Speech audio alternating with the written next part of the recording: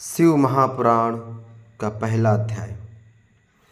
एक समय महर्षि श्री वेदव्यास जी के प्रधान शिष्य श्री सूत जी, जिन्होंने अपने गुरु की सेवा द्वारा बड़प्पन प्राप्त किया था, नैमिषारण्य नामक वन में भगवान सदाशिव की तपस्या कर रहे थे।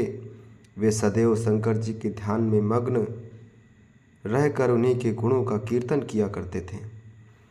उन्हीं दिनों संयोग से सौनिक ऋषि अपने साथ अन्य बहुत से ऋषियों को लेकर श्री सूत जी के पास आए तथा उनसे इस प्रकार बोले, हे सूत जी, हम लोग संसार रूपी अथाह सागर में डूबे हुए हैं। हमारा परम सौभाग्य है कि आज हमें आपके दर्शन प्राप्त हुए। कुछ समय पश्चात वह युग आने वाला है जिसमें पुराने धर्म नष्ट हो जाएंगे तथा पापाचार में वृद्धि होगी। सब लोग उस धर्म को त्याग कर कुमार पर चलने लगेंगे। चारों वर्ण इस प्रकार अपने कर्मों से पतित हो जाएंगे कि ब्राह्मण वर्ग खेती करने लगेगा। ब्राह्मण छल छिद्र में अत्यंत चतुर होंगे और अपने धर्म को भुला बैठेंगे। क्षत्रिय भी अपने जाति धर्म को त्याग कर युद्ध क्षेत्र से विमुख हो पलायनवादी बन जाएंगे तथा चोरी करने में अत्यंत चातुरी का प्रदर्शन करेंगे। वे शूद्रों के समान कर्म कर उठेंगे और उसी अवस्था में रहकर प्रसन्नता का अनुभव करेंगे। गौ की रक्षा करना वे छोड़ देंगे। इस प्रकार क्षत्रिय जाति अत्यंत अन्यायी एवं दुखदायी हो जाएगी। इस प्रकार वैश्य भी अपने श्रेष्ठ धर्म को त्याग कर पाप कर्मों द्वारा धन का संचय करेंगे एवं उत्तम मार्ग को ठुकरा देंगे। इसी प्रकार शूद्र भी अपने धर्म को त्याग कर ब्राह्मणों का कर्म करने की चेष्टा करेंगे। शूद्रों द्वारा इस प्रकार विपरीत कर्म किए जाने पर ब्राह्मणों का तेज नष्ट हो जाएगा। ऐसी दशा में संपूर्ण प्राणियों की आयु भी कम रह जाएगी। संसार में जब इस प्रकार का अधर्म बढ़ जाएगा और जाति बंधन नष्ट हो जाएगी, उस समय भिक्षुओं को द्वारा भिक्षा मांगे जाने पर भी उन्हें कोई कुछ दान नहीं देगा। वर्णसंकर मनुष्य अपने को उच्च कुलीन समझकर और लोगों को हे दृष्टि से देखेंगे। स्त्री भी दुष्ट प्रकृति वाली बनकर अपने पति की सेवा से विमुख हो जाएंगी। ऐसी अवस्था में संतान भी अपने माता पिता से प्रीत रखना त्याग देगी। मनुष्यों में संयम, जप, तप तथा शील नष्ट हो जाएगा। ऐसी अवस्था में प्रतिदिन सत्य और शौच का अभाव होता जाएगा।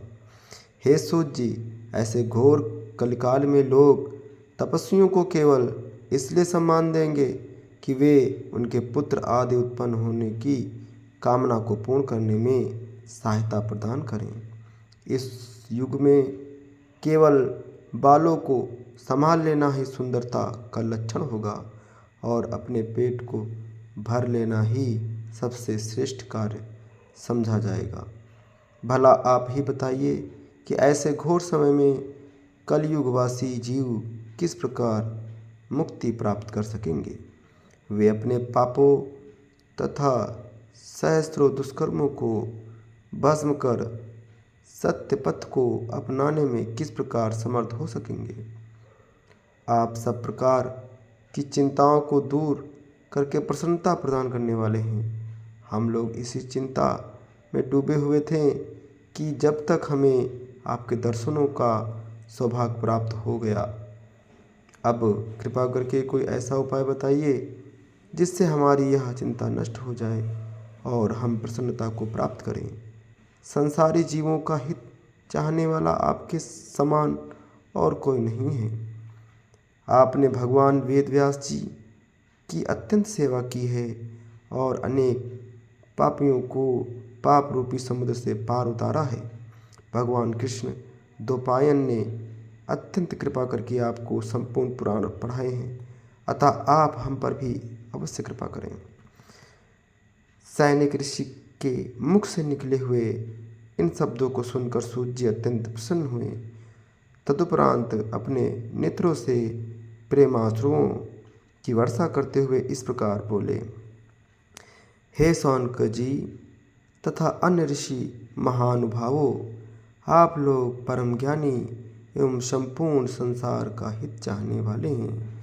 यद्यप संसारी लोगों की यह बुद्धि नष्ट हो गई है जिसमें सबके मंगल का ध्यान रहता है, परंतु आप सब लोग उसके अपवाद स्वरूप हैं, क्योंकि आपने अन्य लोगों के उपकार के लिए ही मुझसे यह प्रश्न किया है।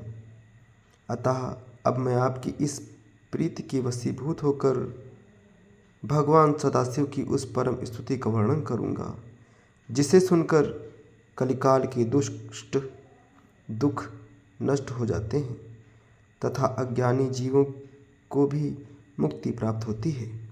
यही कारण है कि जो लोग बुद्धिमान होते हैं वे भगवान सदाशिव की तपस्या द्वारा संपूर्ण पदार्थों को अनायास ही प्राप्त कर लेते हैं। शिवलोक में किसी भी प्रकार शोक और दुख कभी भी नहीं व्यापता। जो लोग शिव जी का नमन करते हैं वे बहुत संतान प्राप्त करते हैं। अतः हे ऋषियों, उचित यही है कि इस संसार को दुख रूप समझकर शिव जी के चरणों में ही प्रीति लगाई जाए। हे सौनिक, शिव जी की स्तुति करने में वेद भी असमर्थ है, अतः शिव जी का क्षण भर के लिए भी ध्यान करना नहीं भूलना चाहिए। सूर्य जी के मुख से यह वचन सुनकर सौनिक ऋषि अपने दोनों हाथ जोड़कर उनके सम्मुख बैठ गए। तदुपरांत सब ऋषियों ने परस्पर विचार विनिमय करके सूर्य जी से यह कहा, हे सूर्य जी, शिव जी तो निर्गुण कहलाते हैं। उन्होंने सगुण रूप किस प्रकार धारण किया, उन्होंने संसार को किस प्रकार उत्पन्न किया तथा स्वयं किस प्रकार उत्पन्न हुए। वे प्रलय काल में संसार को नष्ट करके स्वयं किस प्रकार स्थित रहते हैं। वे किस कार्य से प्रसन्न होते हैं और प्रसन्न होकर क्या वरदान देते हैं। हे सूर्य जी, यह सब वृत्तांत तथा इसके अतिरिक्त भी भगवान सदाशिव के संबंध में और जो कुछ भी जानने योग्य हो आप उसे हमें बताइए, क्योंकि आप श्री वेद व्यास जी की कृपा से भूत भविष्य एवं वर्तमान इन तीनों कालों की गति को जानने में समर्थ हैं। तभी तो व्यास जी ने कृपा करके अपने श्रीमुख से आपको इस ब्रह्मांड का संपूर्ण रहस्य समझा दिया है। यह बात निश्चित है कि जब तक श्रेष्ठ ब्रह्मज्ञानी से भेंट नहीं होती तब तक शोक तथा मोह नष्ट नहीं होता। हम तो उसी को बड़ा भाग्यवान मानते हैं जो शिव जी की कथा कीर्तन में अपना संबंध सदैव बनाए रहता है। बोलो सियावर रामचंद्र की जय। बोलो शंकर भगवान की जय।